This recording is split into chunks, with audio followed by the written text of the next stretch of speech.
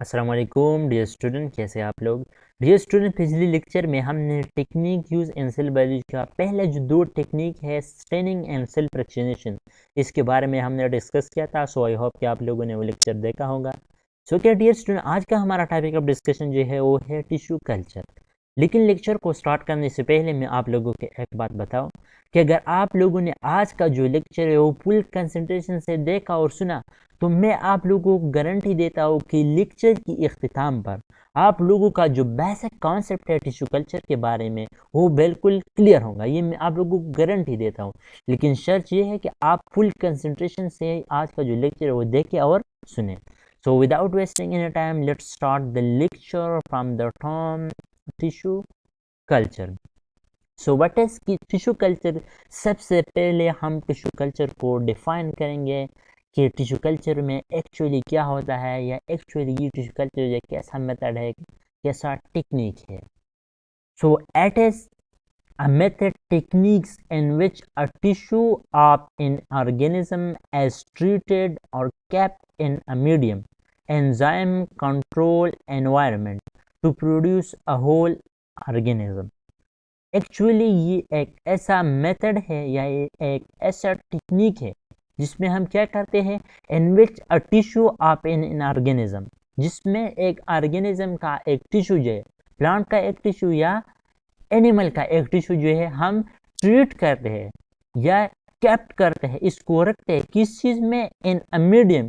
کون سا میڈیم یہ ہوگا؟ یہ انزائم کنٹرول انوائرمنٹ ہوگا یا یہ ایک نیوٹرینٹ سولوشن ہوگا to produce a whole organism. اور اس سے جو ہے یہ ایک پورا ہول آرگینزم جو ہے اس سے پروڈیوس ہوگا. اس میں ایکچولی کیا ہوتا ہے، اس میں ہم ایک ٹیشو لیتا ہے، ایک آرگینزم کا جو ہے ایک ٹیشو لیتا ہے، اس کو کیا کرتے ہیں، اس کو ٹریٹ کرتے ہیں یا اس کو کیپٹ کرتے ہیں. کس چیز میں اس کو کیپٹ کرتے ہیں، کس چیز کے ساتھ اس کو ٹریٹ کرتے ہیں، ایک میڈیم کے ساتھ اس کو ٹریٹ کرتے ہیں. یا یہ ٹیشو جو ہم لیتے ہیں ایک پلانٹ سے یا یہ اینیمل سے، اس کو ہم رکھتے ہیں کس چیز میں، ایک میڈیم میں، ایک نیوٹرینٹ سولوشن میں، اور اس سے جو ہے ایک ہول آرگینزم جو ہے اس سے پروڈیوس ہوتا ہے.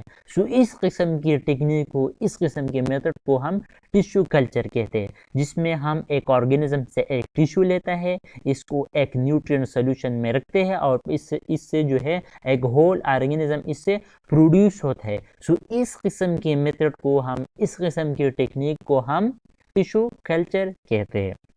So that's all about the definition of tissue culture. Now move forward toward the mechanism or procedure of the tissue culture. So کس طرح ہم ٹیشو کلچر کو پرفارم کرتے ہیں، کس طرح ہم اس ٹیکنیک کو جو ہے اس کو یوز کرتے ہیں. سو سب سے پہلے ہم کیا کام کریں گا، a small piece of plant's tissue is taken from root or stem.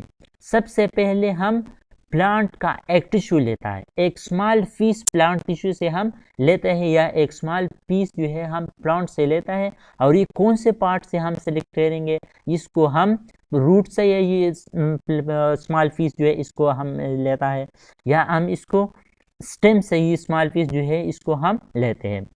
پھر اس اسمال پیس کے ساتھ ہم کیا کرتے ہیں، دین دا پیس of plant as kept in a nutrient solution. اس کے بعد جو ہے ہم نے جو اسمال پیس آف پلانٹ جو ہے اس کو لیا ہے، اس کے بعد ہم اس کو ایک نیوٹرینٹ سولوشن میں ہم اس کو رکھتے ہیں. دا cell start division and form a شیپلیس mass called kills.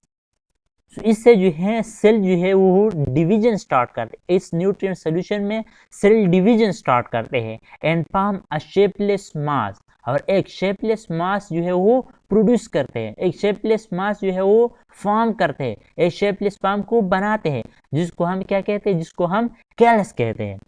The callus is then treated with a particular hormone to produce a whole plant.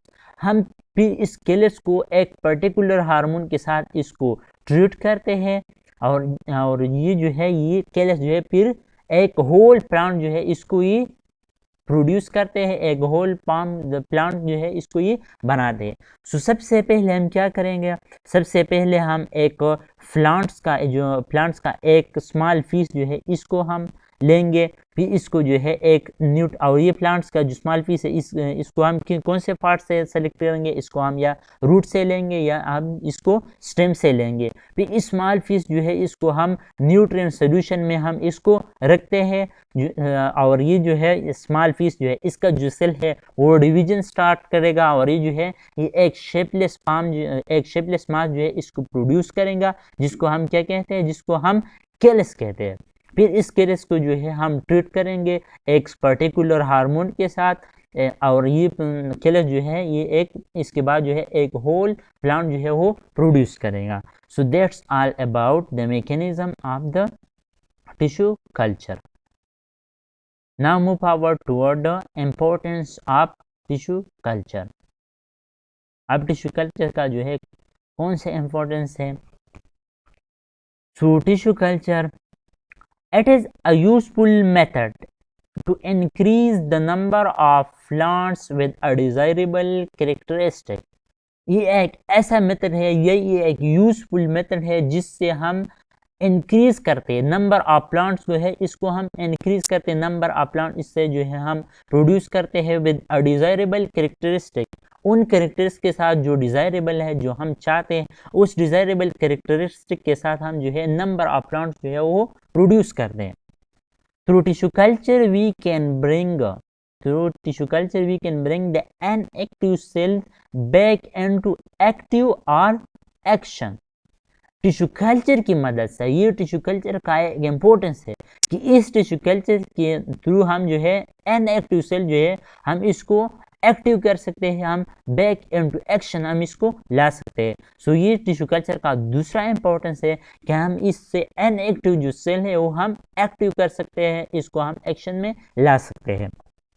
The third importance of tissue culture is used to produce organism of desirable characteristic and free from fungal or bacterial infection. ہم tissue culture سے ایسے organism produce کر سکتے ہیں desirable characteristic کے ساتھ، وہ characteristics جو ہم چاہتے ہیں، اس ڈیزائربل کریکٹرسٹک سے ہم ایسے آرگینزم پروڈیوس کر سکتے ہیں جو فنگل اور بیکٹیریل انفیکشن سے وہ فری ہوتا ہے، مین کہ اس میں فنگل اور بیکٹیریل انفیکشن نہیں ہوتا ہے.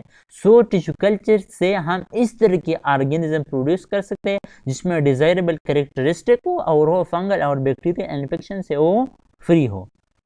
سو دس از the importance of tissue culture.